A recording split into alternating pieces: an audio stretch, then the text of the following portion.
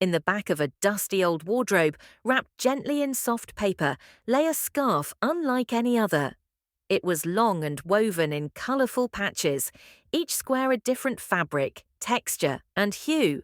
Some faded like morning mist, others bright like sunlight on a new spring day. It didn't shimmer, it didn't sparkle, but if you looked closely, you could almost see stories stitched into the seams. Whispers of lives lived, hearts loved, and dreams dared. This scarf belonged now to a girl named Lila. Lila was 10 years old, with wild curls and a curiosity that made teachers sigh and neighbours smile.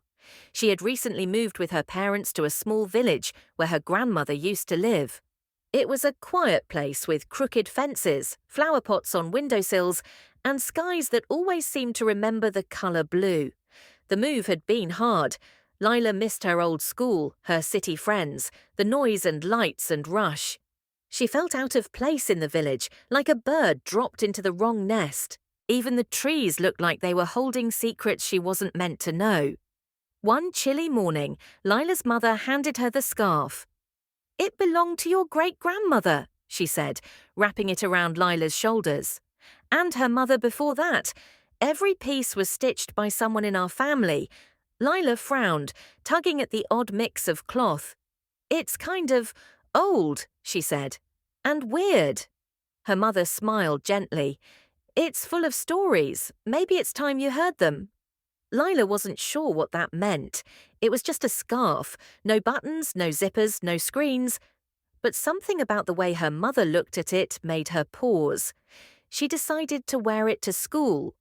As she walked through the crisp morning air, the scarf tugged gently against her neck as if it wanted her to notice something.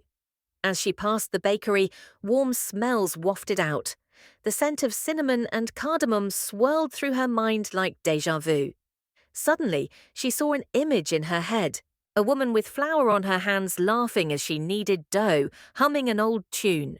She blinked. The vision was gone. Later that day, as she sat on a bench during recess, the wind picked up and fluttered one corner of the scarf into her lap. On that corner was a patch made from deep red silk. When she touched it, a chill ran down her spine, and then she saw a girl about her age, dancing in a red dress by lantern light, surrounded by a crowd clapping to a rhythm Lila didn't know, but somehow understood. The scarf, she realized, wasn't just made of fabric, it was made of memories. That night, she asked her mother about the red silk. "That came from your great-great-aunt, Anna," her mother said. "She was a dancer during festivals in our old country. She never married, but she filled her life with music." "And the woman baking bread?" Lila asked quietly. Her mother's eyes widened. "That must have been Mama Luma. She taught half the village how to bake. She used to sing while she worked. No one ever forgot her songs." From then on, Lila wore the scarf everywhere. When she wrapped it tighter around her neck, she felt stronger. When she draped it across her lap while reading, the words came easier. When she walked through the market, sometimes she caught glimpses. A boy carving wood by a fire, a woman stitching a quilt in candlelight, a pair of hands planting seeds into sun-warmed earth. Each square of the scarf held a life, a moment, a part of her. And slowly, the village didn't feel so strange anymore. The crooked trees started to look like storytellers. The houses felt less like strangers and more like cousins she was only just meeting. One day, Lila's class was assigned a project. Bring something that tells your family's story. While other kids brought photos, books, and trinkets, Lila stood quietly at the front of the room, holding her scarf. "It's just a scarf," someone whispered.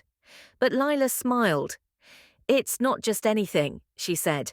"This scarf has travelled through time. It was sewn by the hands of women who raised children, baked bread, danced in lantern light, and built homes from stories. When I wear it, I hear their voices.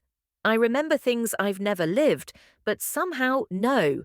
And then she told them about Anna and her red dress, about Mama Luma's songs, about the girl who stitched a blue corner during a storm, saying it would remind her children that storms always pass. By the end of her story, the room was still. Her teacher blinked back tears. "Thank you, Lila," she said softly. "That was beautiful." From that day on, Lila wore the scarf proudly, not because it was pretty, but because it made her feel whole. Like she belonged not just to her family now, but to a long line of dreamers and doers, of artists and bakers and brave little girls who lived their stories one thread at a time. Years passed. Lila grew older, taller, and braver. The scarf grew a little thinner in places, a little more worn, but she never stopped wearing it on special days, when she needed courage or kindness, or to feel close to those she never got to meet. And one day, Layla had a daughter of her own, a curious little girl with wild curls and eyes that always asked why. On her 5th birthday, Lila knelt down, unwrapped the scarf from her own neck, and gently placed it around her daughter's shoulders. "This," she whispered, "is yours now. Every thread is a story, and now it's your turn to add one." The little girl's eyes widened as she held the soft fabric in her hands. "But Mama," she said, "it feels like it's whispering." Lila smiled. "That means it's listening.